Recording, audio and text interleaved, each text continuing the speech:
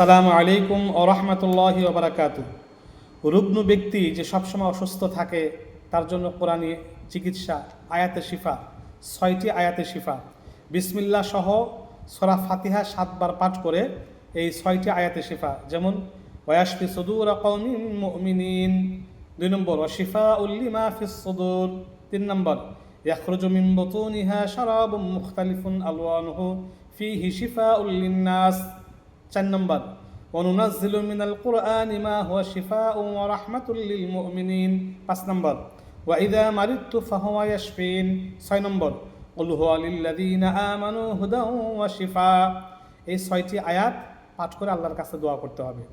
রুগ্ন ব্যক্তির জন্য কোরআনী আমল, সেটা রুগ্ন ব্যক্তি নিজেও করতে পারে বা অন্য কোনো ব্যক্তি এইভাবে পাঠ করে তাকে ফু দিতে পারে বা পানিতে ফু দিয়ে তাকে খাওয়াতে পারে বা তার শরীরে সরাসরি ফু দিতে পারে।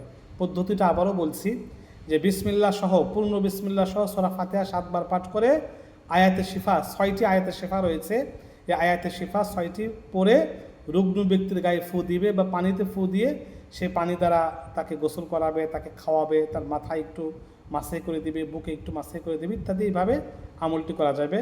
আয়াতে শিফা 6টি যে কোনো জায়গা, যে কোনো বইতে, দোয়া বইতে আপনারা পেয়ে যাবেন। আয়াতে শিফা কি বা এই সার্চ দিলেই পেয়ে যাবেন। 6টি আয়াতে শিফা পরে শরীরে বা পানিতে পরে ফু দিয়ে রুগ্ন ব্যক্তিকে পান করাতে হবে। আশা করা যায় আল্লাহ পাক এই আয়াতে শিফার বরকতে তাকে সুস্থতা দান করবেন এবং তার রোগ ব্যাধি দূর করে দিবেন। আমিন।